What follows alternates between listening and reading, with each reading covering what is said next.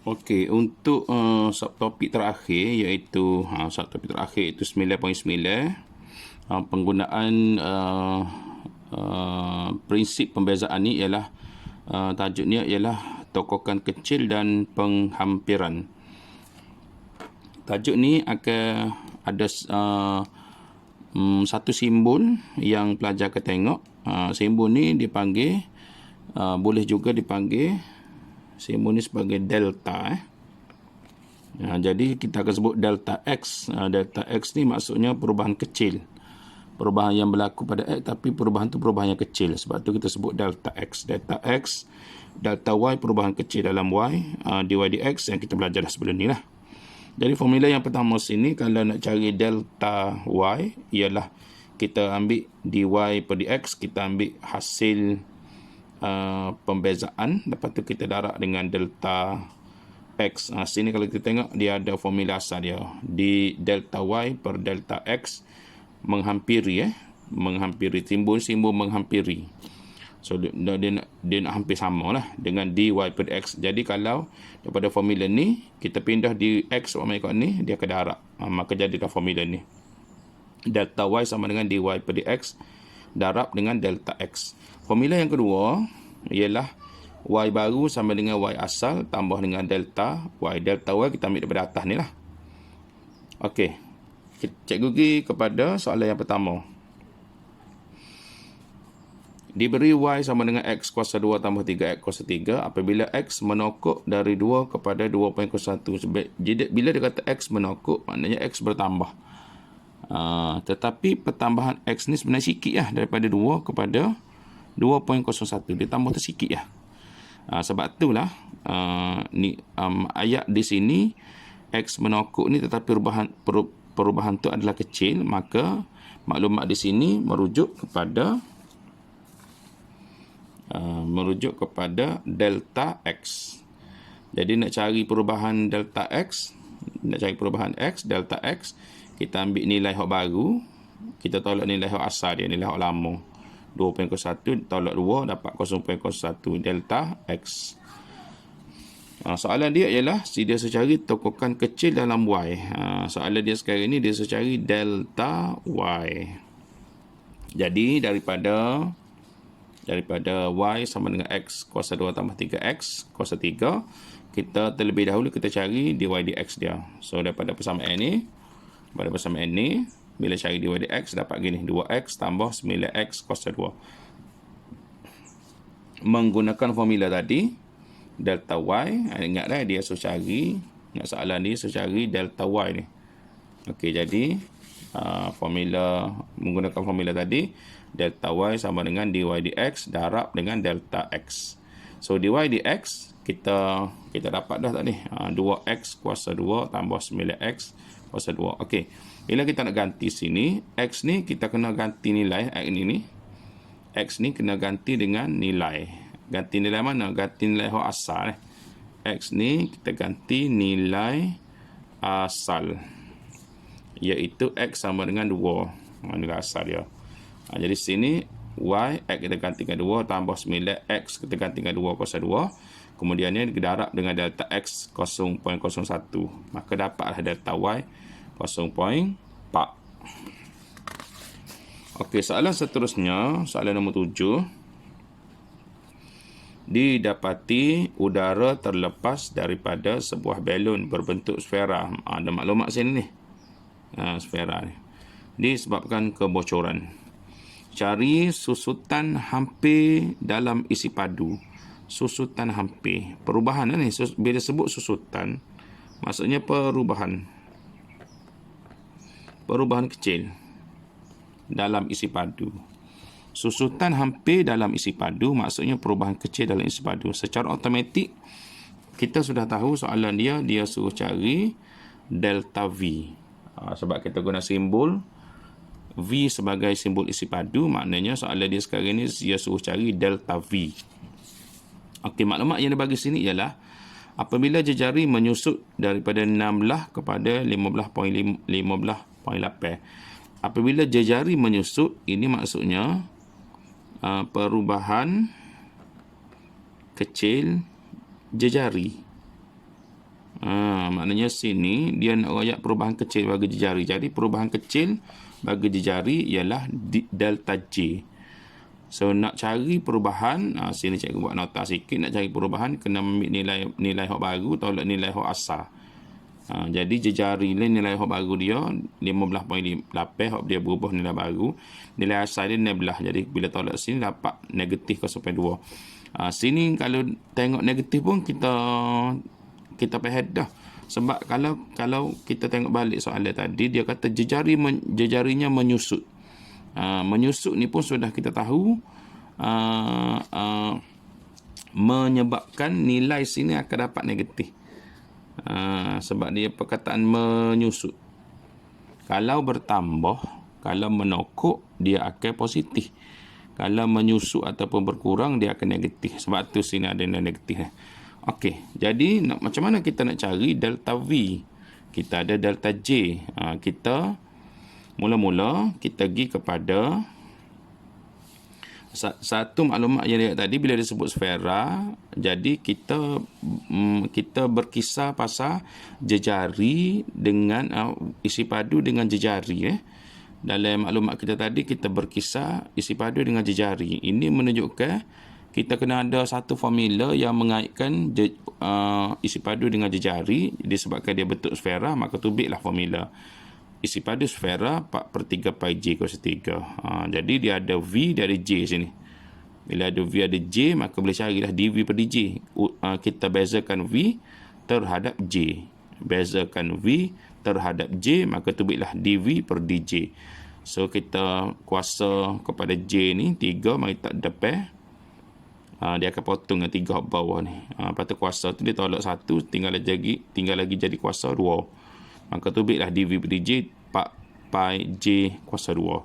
Okey, so bagaimana nak cari delta V? Nak cari delta V, kita ambil kalau kita ambil daripada ni lah, daripada dV per dJ ni. dV per dJ, jadi dV per dJ dia akan sama dengan delta V. Dia ambil serupa dah.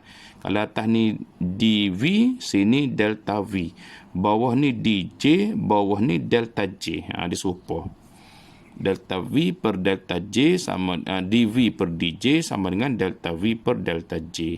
Jadi bila nak cari delta V, kita pindah delta J omega ni, maka dia dV per dJ darab dengan delta J.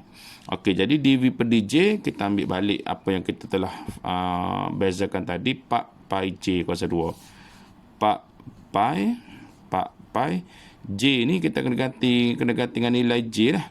Nilai J asal 16 tu. Jangan ambil 15.8. 15.8 tu nilai baru. Kita kena ambil nilai asal 16. 4 pi 16 kuasa 2 darab dengan delta J. Delta J ialah negatif 0.2. Maka dapatlah jawapan dia. Delta V ialah negatif 204.8 pi. Kalau kita tengok kenapa ada jawapan negatif ni?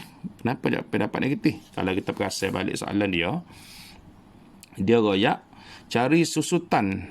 Perkataan susutan ni, susutan hampir dalam isi padu. Perkataan susutan ni kita faham tu. Bila susutan maknanya negatif lah. Ingatlah, kalau susutan kalau berkurang mesti negatif. Kalau bertambah mesti positif. Jadi bila dia cari susutan dalam isi padu, sebab itulah jawapan kita mesti dapat negatif. Sebab dia guna perkataan susutan. Okey.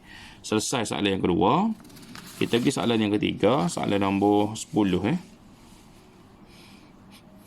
Cari, diberi Y sama dengan 16 per X kuasa 4, carikan dy dx. Okey, ini soalan pertama, cari dy dx dulu. Okey, jadi untuk dy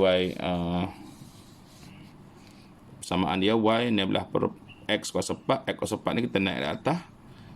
Jadi Y kita tulis 16 X kuasa negatif 4. So kita carilah dy per dx. So kita proses ini, cikgu seperti mana kita belajar dah sebelum ni lah. So kita proses, kita dapat dy per dx. Kita proses ini, kita dapat dy per dx sama dengan negatif 64 per x kuasa 5. Maknanya lepas tu kita gantikan x ni dengan nilai Yang dia bagi sini dalam soalan, dia kata apabila X sama dengan 2. So, maknanya dalam dy per dx ni, kita dapat X kuasa 5 ni, kita ganti X dengan nilai 2 lah. So, kita dapat dy per dx sama dengan negatif 2. Okey, selesai soalan yang pertama. Soalan yang kedua, dia suruh anggarkan nilai 16 per 1.98 kuasa 4. Anggarkan nilai. Okey. Jadi 16 per 1.984 sebenarnya gap dia ni. Kalau kita tulis balik 16 per 1.98 kuasa 4, dia sebenarnya corak bentuk dianya sebenarnya adalah seperti mana kita tengok soalan asal kita tadi. Soalan asal y sama dengan 16 per x kuasa 4. Sini ada 16, sini ada 16. Sini ada kuasa 4, sini ada kuasa 4. Maknanya sini sebenarnya 1.98 ni sebenarnya x ni. Sekarang ni x telah diganti dengan 1.98. Jadi sebenarnya ni jadi gapo ni? Bila x ni diganti dengan nilai, tadi soalan kata x nilai 2. Tapi kita tengok sini tiba-tiba dia gantikan x dengan nilai 1.98.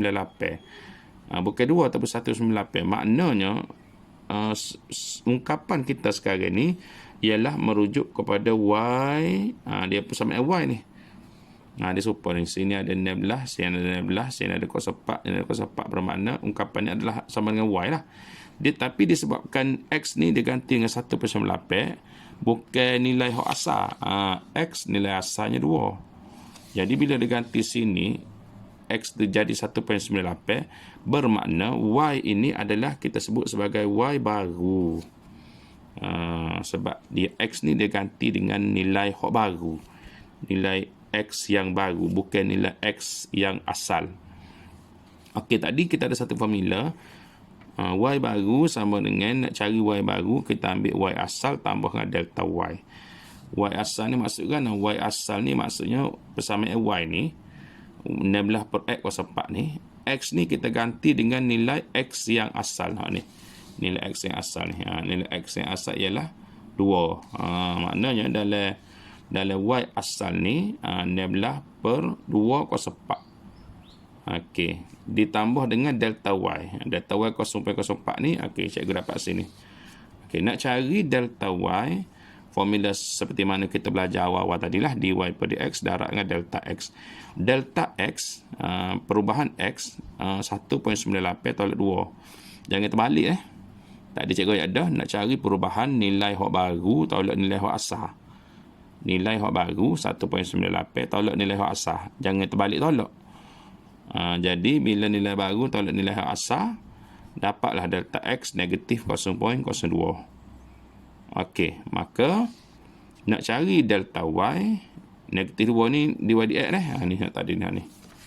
Dy dx ni negatif 2. Jadi delta y sama dengan dy per dx, ni dy per dx, iaitu negatif 2 darab dengan delta x.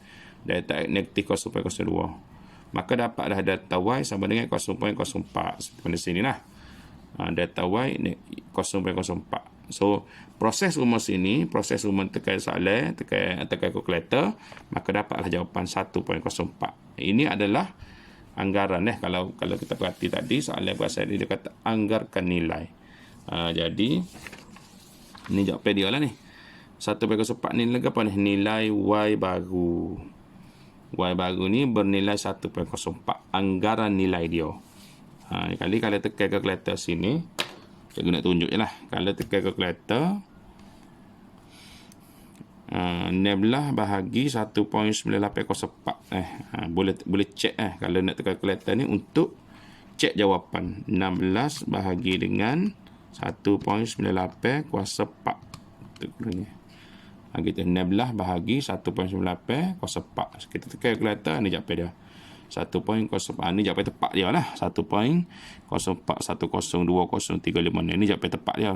Sekarang ni kita cari tadi anggaran nilai. Jadi anggaran nilai cukup sekadar kita cari, kita dapat 1.04. Supong jawapan lah. Supong nilai kalkulator tu. Okey. Maka habislah kita bab 9, bab pembezaan. Banyak lagi soalan-soalan yang ada dalam nota cikgu bagi ni. Cikgu tak ada nak tunjuk belakang lah. Jadi awak boleh print out, lepas tu awak boleh cuba buat soalan lah mengikut topik, subtopik dulu untuk menguji kefahaman. Wallahualam, kita jumpa lagi dalam bab yang seterusnya selepas ni.